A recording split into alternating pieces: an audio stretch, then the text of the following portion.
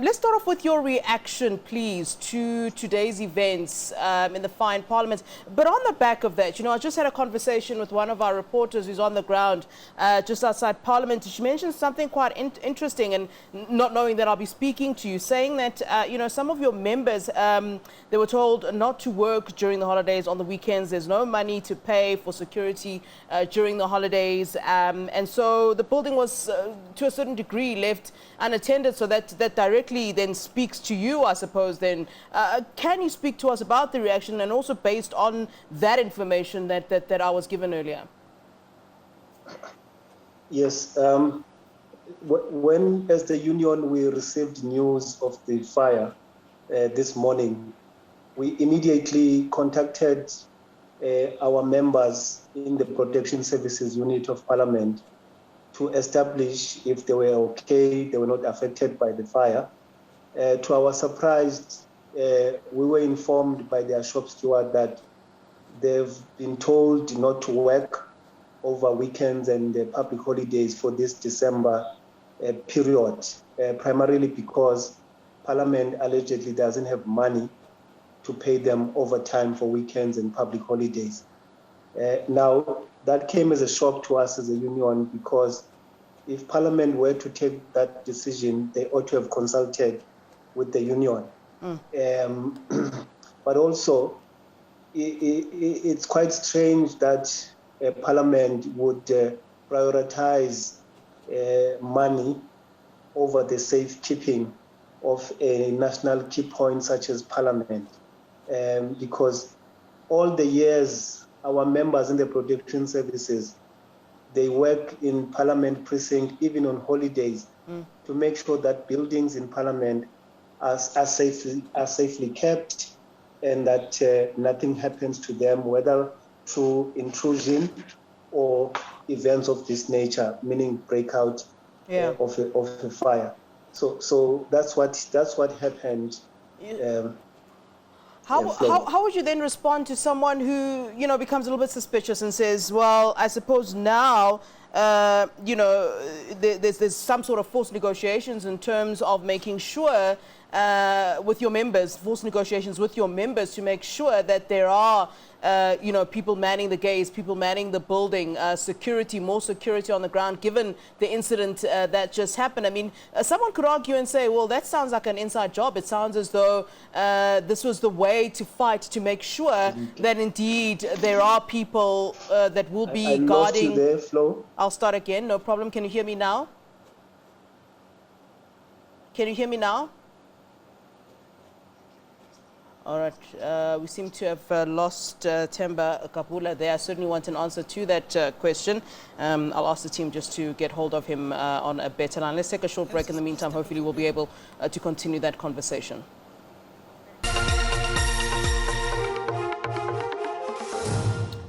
All right, just before the break, we were talking to Temba Gubula, who's representing Nehawu this afternoon, as we have that conversation about the fire that started in Parliament and hasn't, in fact, been 100% contained at this point, from what we're hearing from our reporters on the ground.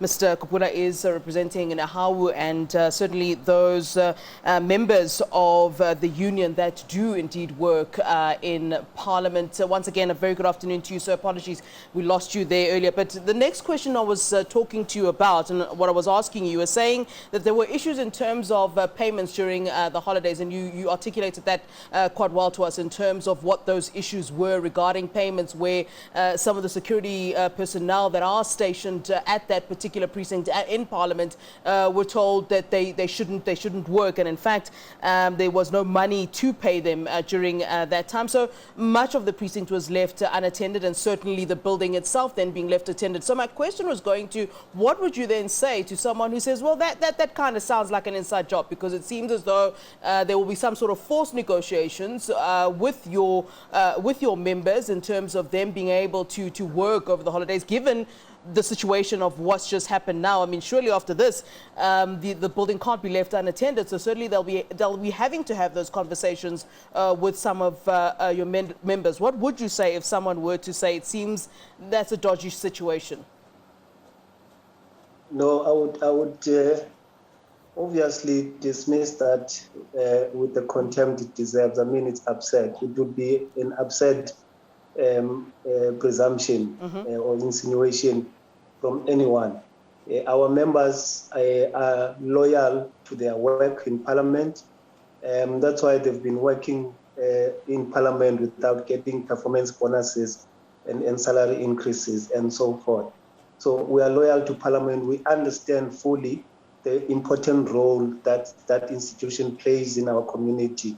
Yeah. So we couldn't at any time want to use any acts of sabotage to try and get our way as the union. So in this instance, it's members of the union or members of the protection services of Parliament that ordinarily work weekends and public holidays on any given December, primarily to safeguard buildings of Parliament.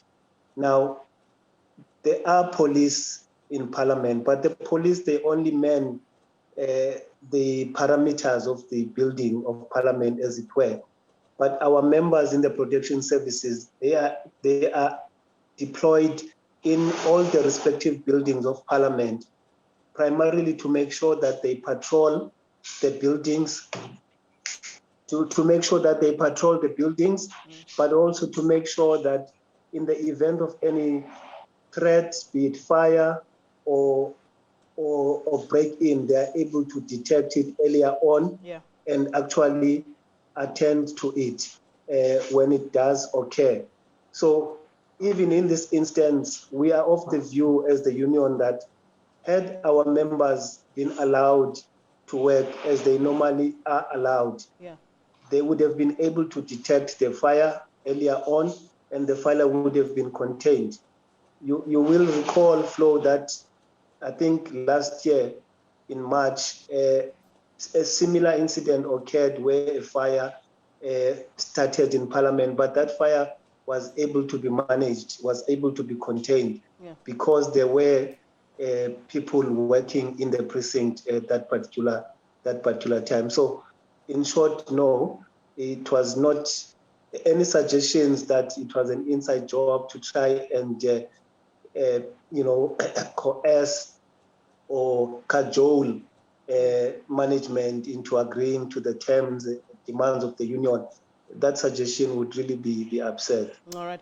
And so, I mean, you talk about that previous fire, and maybe you can just remind us what initially caused that particular fire that was indeed contained and very early on by your members. But on the back of that, I also want to talk about what else could have caused this particular fire. I mean, we're hearing from some people who work in Parliament, and I assume you understand quite well how Parliament building works. They're also talking about, or looks rather, there were talks about things being old, and that there's a maintenance issue there. Are these also some of the things that perhaps some of your members have also raised in the past? I mean, particularly as you mentioned the previous fire, maybe there was something that they might have red flagged that wasn't given attention to before.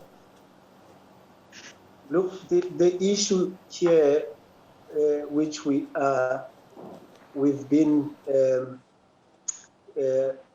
hammering on as the union, is the fact that Parliament management from the top, meaning the accounting officer, the acting secretary to Parliament, Ms. Baby Jao, they do not take serious issues of health and safety in Parliament. Why we are saying that? A fire broke out last year, an investigation was supposed to have been instituted, yet nobody has a report of that investigation as to what really caused that fire and what mitigating circumstances or plans have been put in place to ensure that such an incident doesn't recur in future. And that's why today we're finding ourselves in this disaster. It's because we've got management that doesn't take serious issues of health and safety in Parliament. I mean, it's a national key point, but lifts there, they get stuck from time to time. People get stuck in lifts. Members of Parliament know this very well themselves. air conditioning system is not properly functioning in Parliament. Some of our members are suffering from asthma and all pulmonary related illnesses. Now, you then have a situation where the union writes to the accounting officer to say, we are concerned as the union that you guys don't seem to be taking serious issues of health and safety. And you get a response that is for a better want of a better word, that is arrogant. That says, no, we hear what you guys say, but everything is under control. So today's events are an indication that nothing is under control. A Parliament management is punching above its waist. In actual fact, they don't deserve to be there, from the accounting officer, Ms. Jawa.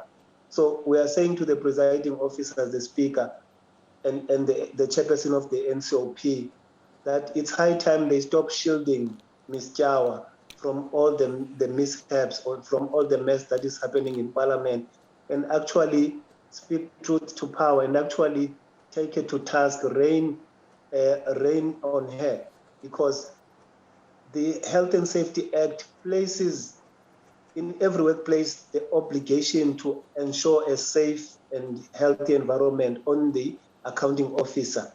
And in this instance, the accounting officer has failed, and there's a lot of examples we can cite in this regard.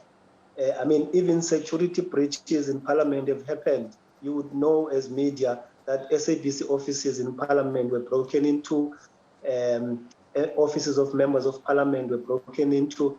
So it does show that the center is not holding in Parliament, and it's time for the presiding officers, to grab a bull by its horn and stop beating about the bush. We know who's the problem here. The acting secretary to Parliament, Baby Jawa, is not competent. She and her management team must be taken to task. All right. Thank you very much for giving us your time, sir. We certainly do appreciate it, and hopefully we'll be able to have more conversations with you at some point. Thank you. All right. Thank you very much. All right. That is Mr. Temba Gubula, who is the Nehawu branch chair in Parliament.